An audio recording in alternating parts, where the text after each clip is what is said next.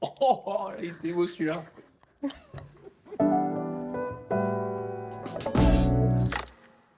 Ah, le dialogue social en France. Entre crainte, agacement réciproque, colère, jeu politique et perte de temps, le dialogue social est si souvent un poids. Et pourtant, il fonctionne parfois et il est une opportunité partout. Mais comment sortir de ces clichés? Pour en parler, aujourd'hui, je suis avec Carline. Salut Pat. Salut Carline. Et Roxane. Salut. Salut Rox. Nos deux consultantes engagées, s'il en est. Et vous le verrez tout au long de notre discussion. On aimerait tous avoir un dialogue social constructif avec des partenaires responsables. Mais comment faire? Et quand on est face à la grève, il n'est plus temps de philosopher, alors avançons. Les filles, on a déjà fait une vidéo sur le syndicalisme, mais il a fallu en refaire une autre, et vous avez tenu toutes les deux à être dedans. C'est quoi votre rapport au syndicat? Pourquoi ça vous passionne tant? Alors moi déjà je viens d'une famille où tout le monde est syndiqué, donc forcément ça m'intéresse. Et puis moi je crois profondément à la progression sociale qu'ont amené les syndicats en entreprise et dans la société. Et donc je suis une fervente défenseuse des syndicats. Et en même temps je sais aussi qu'il y a des difficultés dans le dialogue auxquelles nos clients sont confrontés et qui peuvent parfois vraiment être assez chaudes. Ouais, Et amener les souffrir gens de à ce dialogue. Ouais. Et toi? Comme Rox, le sujet m'intéresse aussi pas mal. Moi, en fait, c'est un sujet qui me provoque pas mal d'émotions parce que pour aller parfois dans la rue et parfois m'adresser à des dirigeants d'usines, je vois bien que juste ces deux mondes qui, en apparence, peut-être pas en pratique, on en parlera, mais en apparence, qui ne parlent pas le même langage, qui ne se comprennent pas. Il y a beaucoup d'idéologie derrière, presque parfois un peu de dogmatisme des deux côtés. Et en fait, du coup, comme on passe beaucoup de temps, nous, dans notre boulot, à essayer de faire parler les gens entre eux, juste, en fait, ça me provoque énormément de frustration, ce sujet, parce que j'ai l'impression d'apercevoir un peu le potentiel que ça pourrait avoir dans les usines et que ça peut avoir parfois, d'avoir des rapports avec les syndicats qui sont sains et constructifs. Et du coup, de voir tout le gâchis. Et là, je trouve l'actualité ces dernières semaines, dans les boîtes. Mais ces dernières années, ça marche aussi. Mais voilà, quand on voit la manière dont les médias parlent de, par exemple, des grèves là qu'on a vues chez Michelin, en fait, il n'y a pas de discours qui est nuancé. C'est-à-dire, soit on a la voix des grévistes, soit on a le communiqué de presse de Michelin. Et pour avoir vraiment essayé de faire des recherches, en fait, on a rarement la voix des managers qui sont sur les sites. À Vannes, à Cholet, moi, ça m'intéresserait trop d'avoir la DRH ou le DRH de Cholet. Ça m'intéresserait trop de parler avec un manager de proximité de ces usines-là et se demander mais comment vous gérez le truc en pratique? Et nous, comme on en parle des fois, alors en l'occurrence pas chez Michelin, mais on accompagne des sites où il y a beaucoup de syndicats. Du coup, c'est pour ça que j'avais trop envie de discuter de ça aujourd'hui avec vous. Et donc, Voilà. madame ou monsieur le DRH de Cholet Michelin, si vous regardez cette vidéo, et je ne doute pas que vous regardiez cette vidéo, contactez-nous soit dans les commentaires, soit directement. On va traiter deux sujets au cours de cette discussion. La première vraiment sur le dialogue social en général, le deuxième sujet plus spécifiquement sur une crise du dialogue social qui est la grève que vous connaissez tous bien en France. Commençons par le dialogue social.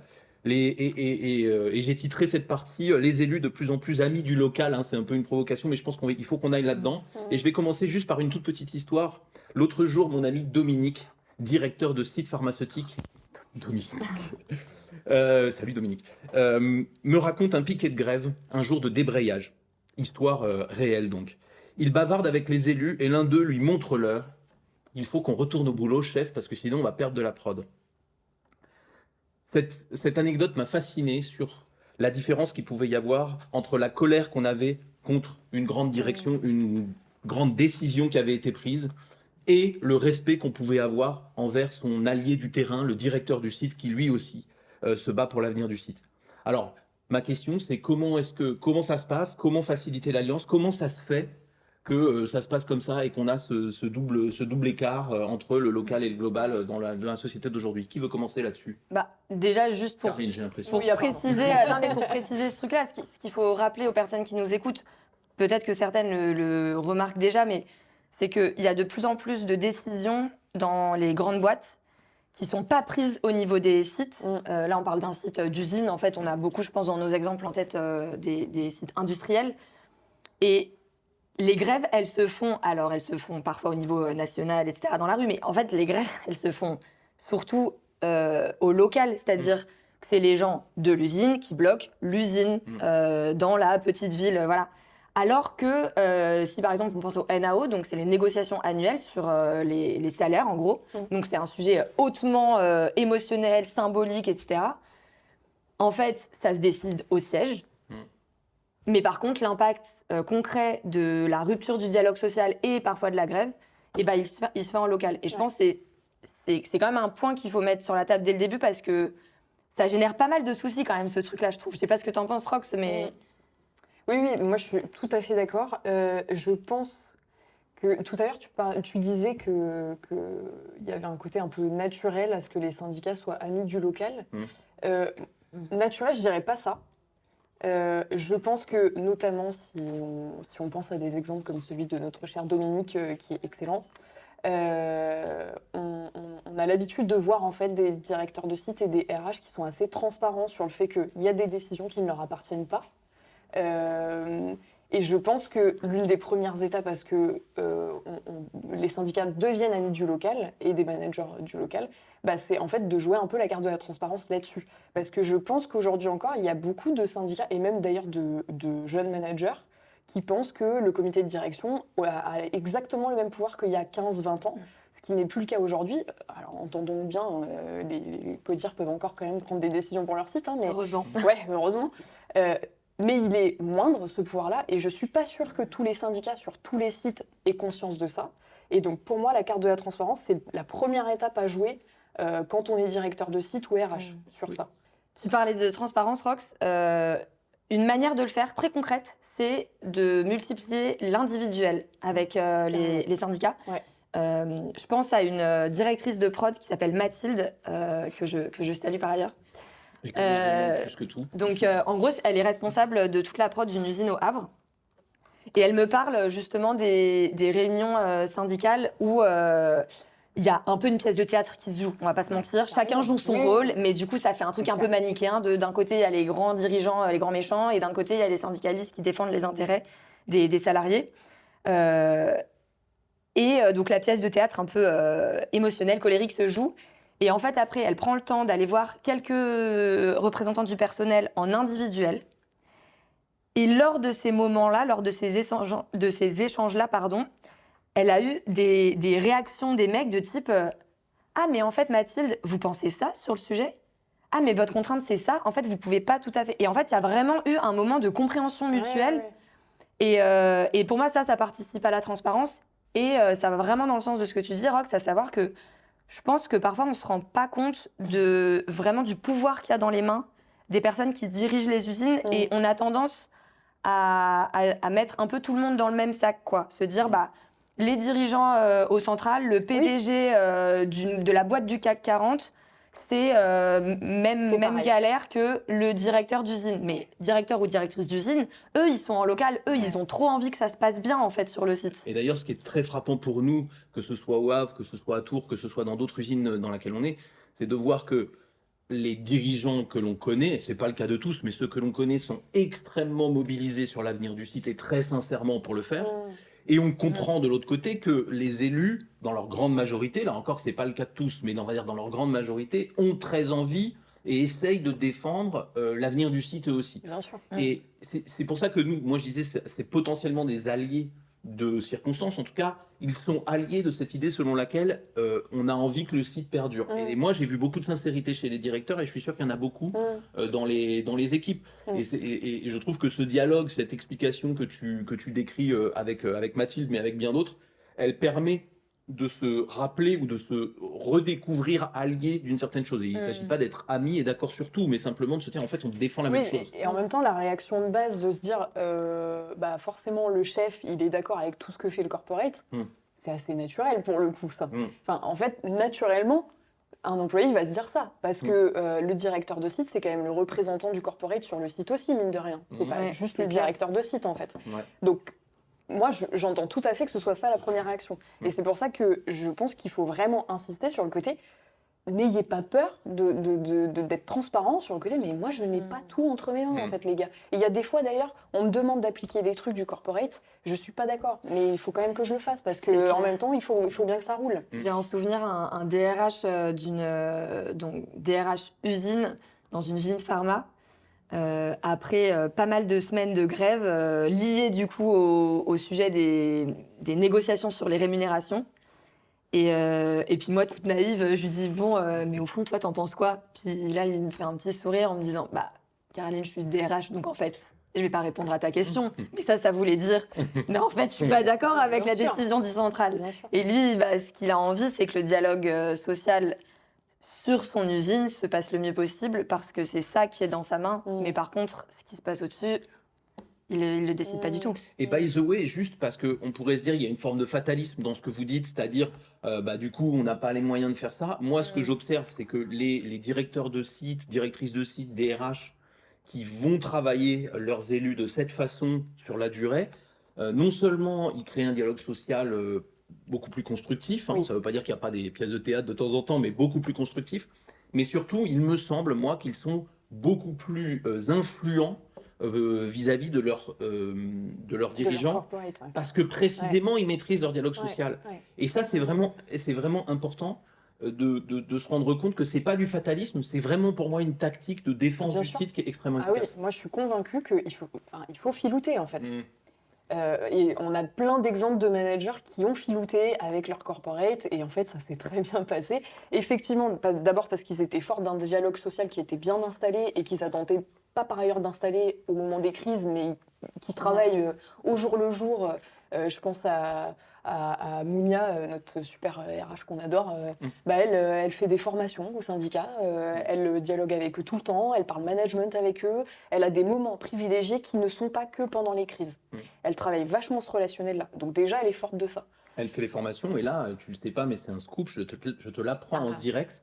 Elle va faire un séminaire avec ses syndicats. Donc elle va tester notre idée qu'on avait mise durant la précédente table ronde. Mais voilà, ça y est, c'est prévu, elle va faire un séminaire. Et pour essayer justement de créer, si ce n'est un projet commun, en tout cas une plateforme dans laquelle on peut discuter. Et c'est important en fait, parce que c'est vrai que les syndicats, on va aller les voir que quand il y a des problèmes. Quand ça va bien, du coup, les syndicats comme les patrons se rendent compte pas tellement en fait. Donc déjà, je pense que ce truc-là, il faut absolument l'entretenir dans le quotidien et être fort de ça. Et puis après, en fait, il y a des fois, il faut juste s'autoriser à pas faire les bons élèves quand on est DRH ou directeur de site et filouter un peu. Et puis, faut pas oublier aussi qu'on a quand même beaucoup de clients qui sont dans des corporates anglophones.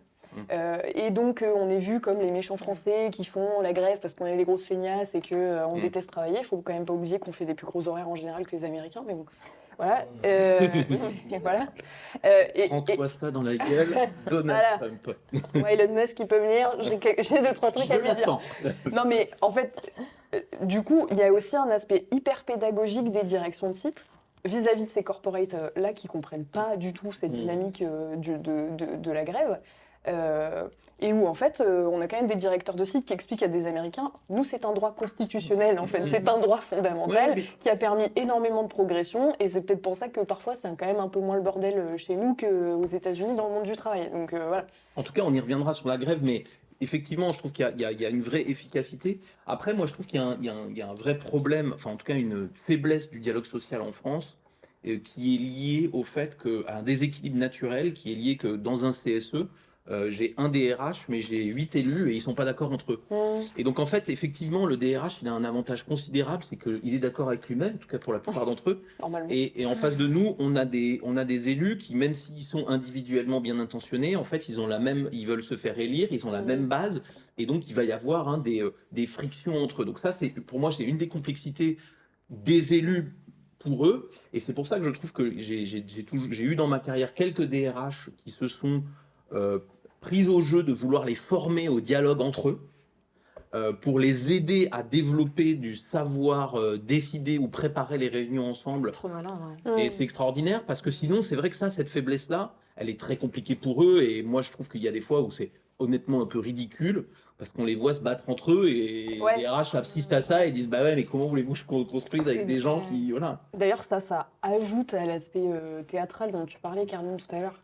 En fait, moi, quand je vois ce qui se passe au CSE et ce qui se passe avant ou après les CSE, ça me fait vachement penser à ce qui se passe à l'Assemblée nationale. En plénière, les députés se mettent sur la gueule, disent qu'ils sont pas contents, on n'est pas d'accord, nanana. Et puis en fait, après, ils vont à la buvette boire des coups. Et puis en commission, hop, ils défendent les mêmes amendements. Bah, en fait, pour moi, il y a... Et heureusement d'ailleurs, en fait. Heureusement que c'est capable de se parler. Oui, parce que sinon, on aurait, il se passerait pas grand-chose dans notre pays. Donc voilà. Et du coup... En 2024, ils doivent moins boire de café d'ailleurs. Mais c'est le bordel. Bah, peut-être, ouais. Allez boire des cafés, les gars.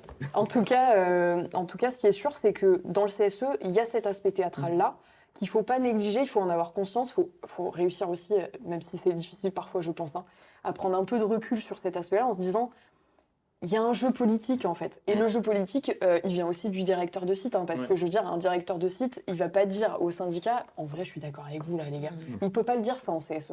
Il peut le dire que en off, dans un bureau, voilà. Donc, c'est vrai que dans le dialogue social, pour éviter ce côté théâtral, privilégier l'aspect individuel et les petits rendez-vous en amont ou après pour expliquer ses intentions, c'est primordial, quoi. Alors, pour vous faire réagir un peu, j'ai été, vous allez voir, comme je vous estime, j'ai été chercher une citation, je suis tombé sur Voltaire qui dit un truc qui me paraît assez intelligent. Alors, pas sur le dialogue social directement, ce serait un peu anachronique, mais ça m'a fait quand même penser à une discussion. Il dit... Un républicain est toujours plus attaché à sa patrie qu'un sujet à la sienne, par la raison qu'on aime mieux son bien que celui de son maître. Et je trouvais qu'il y avait un truc, alors c'est toujours un peu finot, Voltaire, mais je trouvais qu'il y avait un truc intelligent dans cette idée de dire aussi, le patron de site et les élus, c'est leur usine. Ouais. Et je trouve qu'on peut se retrouver, alors ils la vivent différemment, mais on peut se retrouver sur le fait que c'est notre usine à nous, et plus ça va être la nôtre, plus on va leur confier des responsabilités sur l'usine, plus il y a des chances qu'ils la défendent à leur façon. Je ne dis pas qu'ils défendent l'usine, pas le patron. Oui, ça me fait penser, c'est leur usine aux salariés. Je crois que c'est toi, Roxane, que j'avais entendu dire qu'il ne faut pas oublier que souvent les personnes syndiquées, mais tous les salariés en général, ils restent plus souvent sur l'usine que les patrons de site et les codires. Ouais, ils ont un temps de longévité. Ouais, pardon, j'ai dit quoi ? T'as dit plus souvent. Ah non, pardon, pas plus souvent. Longtemps. Ils restent plus longtemps sur le site. Donc, c'est aussi une mine d'or, en fait, en termes de connaissances d'histoire, d'innovation sociale potentielle, etc. Et ça, c'est clair qu'il faut pas l'oublier et il ne faut pas que les dirigeants dans les usines l'oublient. Et moi, en fait, en écoutant la discussion... Je suis encore plus convaincue que la réponse, elle se joue dans le local parce que quand on regarde, encore une fois, ce qui se dit sur la scène théâtrale, un peu dans les médias ou dans les CSE, en fait, moi, ça me donne l'impression que les syndicats, ils voient plein de changements structurels qu'on maîtrise de moins en moins. Des trucs très très hauts. Je suis allée rechercher, ça m'intéressait quand même. Je suis allée chercher le petit tract syndical de Michelin. On peut peut-être montrer. Là, ils feront une photo. Où en gros, ça dénonce la fermeture des usines, alors que Michelin verse des dividendes, requiert à ses actionnaires, etc. Mais en fait, tout ça, je suis pas là pour dire qui a raison, qui a tort, voilà, quelle est la stratégie de Michelin, mais ce que ça montre derrière, c'est qu'il y a une déconnexion totale en fait entre ce qui se passe sur l'usine qui est bloquée et les revendications qui sont dans des sphères hyper hautes, alors que, encore une fois, la réponse, la réponse intelligente émotionnellement et constructive, elle se joue dans le local, à savoir l'usine, en fait, que ce soit la patronne de la prod ou le syndiqué, en fait, ils ont le même intérêt, c'est que l'usine, elle avance, elle fonctionne bien. Et voilà, c'est la fin de ma phrase en fait. Eh ben c'est bien, c'est une phrase qui termine comme ça. Termine comme ça, voilà. c'est plein d'énergie. Non mais d'ailleurs, on a rencontré aussi un manager qui était syndiqué. Alors c'est super rare, mais en fait ça existe. Et moi, mais je rêverais de voir plus de managers syndiqués parce qu'en fait, c'est pas incompatible et ça casse un peu le discours, le côté les encadrants, c'est les mauvais, c'est les méchants et puis les salariés, c'est que des personnes faibles qu'il faut protéger. En fait, il y a des bons et des mauvais partout. Voilà. Ouais, à peu près, statistiquement, c'est à peu près la même. Statistiquement, on est à peu près sur ça. Et en fait, je pense que l'aspect propriété de l'usine, il se joue pas que dans le dialogue social. Il se joue aussi parce que la direction de site met en place au niveau des équipes. Je pense par exemple au lean management dont on a beaucoup parlé tous les deux. En fait, alors Toyota l'a évidemment pas créé pour ça, mais on peut l'interpréter de cette façon-là. Le lean management et l'amélioration continue, c'est une culture qui permet à l'opérateur de s'approprier sa machine, son environnement de travail, etc. Et je pense que plus on pousse en tant que manager à ce que les salariés se sentent propriétaires de leur usine, plus du coup ça devient naturel en temps de crise de se dire « les gars, en fait, c'est notre usine, il y a deux options. Soit on la défend corps et âme et du coup potentiellement on se fait vendre, mais peut-être qu'on sera vendu à quelqu'un de peut-être moins chiant aussi, donc pourquoi pas. Soit on se dit que en fait nous on est juste locataires et que donc on va tous se barrer et dans ce cas-là on ne défend rien. Je suis tout à fait d'accord. Et d'ailleurs je trouve qu'il y a un point qui est essentiel dans le dialogue social et qui fait un peu le lien avec ce qu'on a pu dire dans l'épisode sur la crise plus généralement, c'est qu'il va falloir qu'on voit un petit peu le long terme, notamment en France. C'est sûr qu'à court terme, le dialogue social a l'air d'être toujours quelque chose qui freine les usines, parce qu'à court terme, on a le théâtre dont on a parlé, les grèves, on a cette pesanteur, les lois qui sont parfois objectivement complexes à respecter, etc. Mais d'un autre côté, on est dans un monde où on se pose la question de l'avenir de l'industrie dans des pays comme les nôtres. Or, cet avenir de l'industrie, il est forcément dans des systèmes qui appellent plus, entre guillemets, l'intelligence des gens et leur participation. Et ça, à la fois du point de vue du salarié et des élus, que évidemment de la direction. Et je pense qu'il y a un intérêt stratégique à le faire et qui n'est pas qu'un intérêt moral, à vraiment inventer ce système-là. Et ça nous donnera quand même un avantage et une avance sur un dialogue social qui, à mon avis, par exemple en Chine, ne doit pas être extrêmement constructif. Non, mais ça nous fait sourire. Mais est-ce qu'il y en a un, en fait? Je ne suis même pas convaincue. Je sais pas, il y a peut-être quelques usines un peu progressistes en Chine. Vu le nombre d'usines, c'est pas impossible. Mais en tout cas, c'est pas l'image qu'on s'en fait. Et probablement que se battre avec les armes, entre guillemets, de l'Europe occidentale, pas que de la France, mais de l'Europe occidentale, c'est aussi tirer le meilleur de ce dialogue social. Je voudrais qu'on parle quand même d'un des événements du dialogue social. Tu as parlé un peu de la grève. Si nos amis de la SNCF nous écoutent, il faut quand même qu'on parle de cet événement-là. Il y a pas que qui font grève, mais il n'y a pas que eux, mais ils sont connus pour ça. La grève se déclenche, comment comprendre le message? Et j'avais une image que je voulais vous partager pour démarrer. Moi, ça me faisait penser à la fièvre qu'on a quand on est malade. C'est pénible, la fièvre, mais c'est un symptôme. Et c'est même un symptôme utile puisque ça aide à tuer les microbes. Et je me suis demandé si la grève, c'était pas un peu pareil, c'est-à-dire c'est pénible, mais c'est aussi un symptôme. Et je me suis demandé s'il pouvait être lui aussi utile. Alors, est-ce que la grève, c'est un accès de fièvre de l'entreprise ou de l'organisation? En tout cas, j'aime bien la comparaison.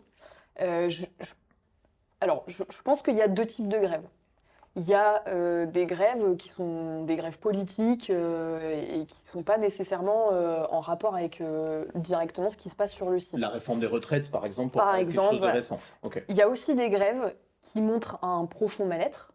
Moi, j'ai l'exemple en tête d'une autre super DRH qui s'appelle Anne, qui m'expliquait qu'elle avait été DRH sur un site où il y avait des femmes qui étaient salariées sur des postes très minutieux, où il fallait être petit, donc globalement c'était que des femmes dans l'équipe, etc. C'était un métier assez dangereux.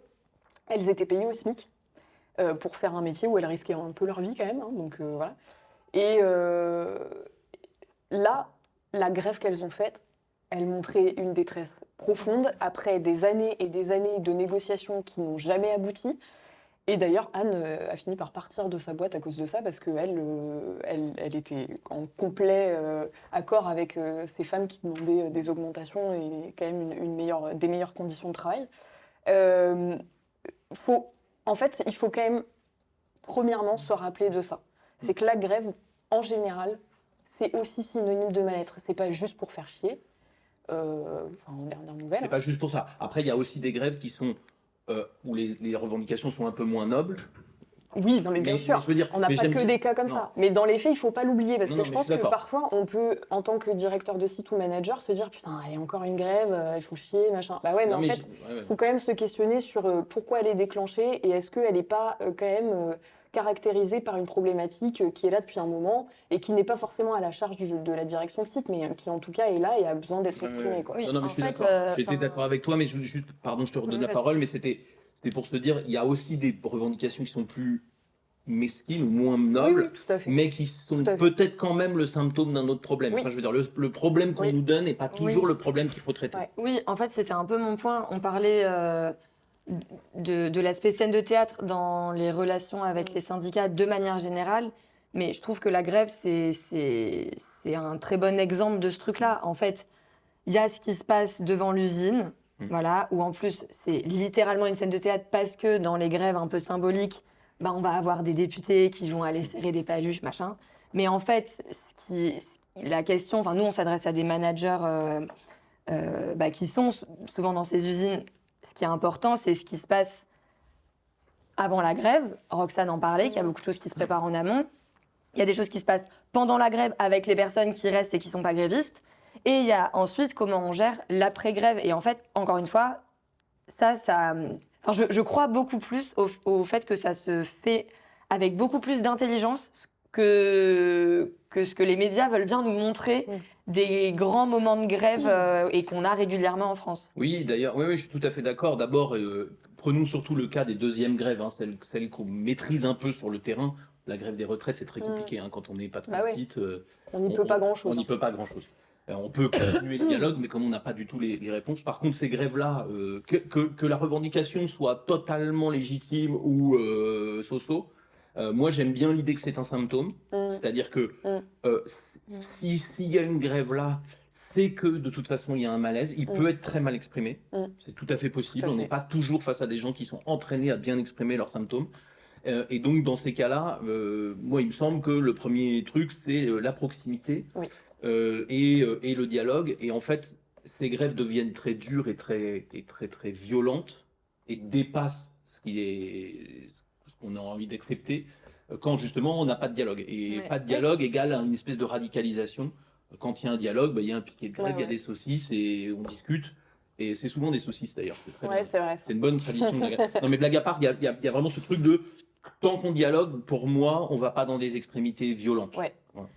Oui, et je dirais même, c'est pas l'inverse, mais quand on dialogue, il faut que là, il y ait beaucoup d'antagonisme, presque il faut que les gens se tapent dessus, mais en dialoguant en fait. Voilà, c'est du dialogue, pas pour se mettre d'accord, c'est du dialogue pour s'écouter. Il faut quand même rappeler, c'est vrai qu'on l'a pas précisé, mais je pense qu'on est tous les trois d'accord pour dire que nous, on croit beaucoup dans les débats et les débats durs. Nous, c'est les conseils qu'on donne à des équipes en interne, mais du coup, le rôle des syndicats qui est de représenter une forme de contre-pouvoir, nous, même dans la philosophie globale, on y croit en fait à ce truc-là. Donc ça, au contre-pouvoir en général, syndicaliste. Exactement. Je voulais aussi relancer là-dessus, c'est donc on fait du dialogue pour essayer de garder un dialogue social sain, même si on s'engueule pour éviter d'avoir de la violence. Moi, j'avais aussi l'impression que plus on a peur de la grève, plus elle arrive, ou quand elle arrive, elle est forte. Et en fait, pour moi, c'est comme la fièvre. C'est-à-dire que la fièvre, c'est pas dramatique. Pour un gamin, il a la fièvre, il a de la fièvre. Mais plus on l'évite, plus on en a peur, pire c'est. Et donc je trouve qu'il y a un truc de ne pas chercher à éviter la grève, c'est aussi une façon d'en avoir pas très souvent et surtout d'en avoir des petites. Et des choses, des mouvements qui sont des mouvements d'émotion, etc. Et qui sont pas trop difficiles à gérer, alors que quand la cocotte minute a été fermée pendant trop longtemps, ça peut faire des grèves qui sont catastrophiques pour les gens, extrêmement violentes pour les gens qui doivent les gérer, extrêmement violentes pour les gens qui la vivent. Et c'est catastrophique pour tout le monde. Et là, c'est pas constructif. Et je vais pas vous dire ici que c'est génial quand on fait 3 semaines de grève et qu'après on se hait pendant 9 mois. Évidemment, ça c'est dramatique et ça arrive. Mais si on n'a pas eu peur de ça et qu'on en a un petit peu plus souvent... Et qu'on ne cherche pas à l'empêcher, en fait, parce que c'est ça. J'allais parler de Dominique. Tu vois, et d'un autre truc après. Mais je parle d'abord de Dominique. quand il fait une roadmap, Mm. il prévoit les NAO. Mm. Il les met dans sa roadmap parce qu'en fait, il sait qu'il va y avoir des grèves. C'est le deal. Mm. Mais du coup, je trouve qu'il y a un truc très sain à accepter que, bah, ouais, au moins une fois par an, il va y avoir ces grèves-là. Bon, bah, du coup, il y a un peu le deal avec les syndicats de on s'organise pour pas trop prendre de retard sur la prod, pas faire une vie de merde à ceux qui font pas la grève, parce qu'il faut pas oublier que quand même, il y a des personnes qui compensent les absences dans ces moments-là, hein, et les syndicats, ils le regardent aussi beaucoup, ce truc-là, parce que bah, ils savent que ça peut leur coûter cher aussi en termes de réélection, etc. Donc, ça, c'est une vigilance commune à avoir, je trouve, de la part des managers comme des syndicats ensemble. Et le fait de juste se dire, bah oui, en fait, c'est un peu le jeu. Oui, il va y avoir des grèves. Ok. Bon, est-ce que c'est si dramatique que ça? Je suis pas sûre. Et là, je reviens sur l'idée que j'avais de base, qui était que Il a bien fait de te couper. j'ai une autre RH qui m'a dit, moi, je préfère qu'il y ait des grèves parce que ça veut dire qu'il n'y a pas de désespoir. Et je trouve que cette phrase, c'est Anne. C'est très beau. Je trouve que cette phrase, elle est très belle déjà. Mais Venant d'une RH elle est, particulièrement. elle est surtout super importante parce que les gens désespérés, c'est là que ça se passe pas bien en fait. Et quand les gens sont désespérés, ils font pas des grèves. Hein. Ils séquestrent des patrons. Ouais. C'est là où ça part très loin en fait. Donc, bah, préférons une grève où les gens peuvent s'exprimer librement et dire les choses, plutôt que d'avoir des personnes qui sont en arrêt maladie parce qu'ils n'ont aucun moyen d'expression, qui partent pour burn-out, qui se cassent de la boîte parce que c'est plus possible pour eux. Tant que ces personnes-là elles s'expriment, il y a aussi un biais émotionnel, quelque chose qui sort et qui montre qu'il y a un attachement très fort à la boîte. Donc préférons les gens qui s'expriment que les gens désespérés. Eh bien, écoutez, on peut peut-être finir sur cette citation de Anne, on n'aura pas mieux, redis-la nous. Je préfère avoir des gens en action que des gens désespérés. Si vous avez des expériences, et je sais que vous avez sûrement des expériences difficiles,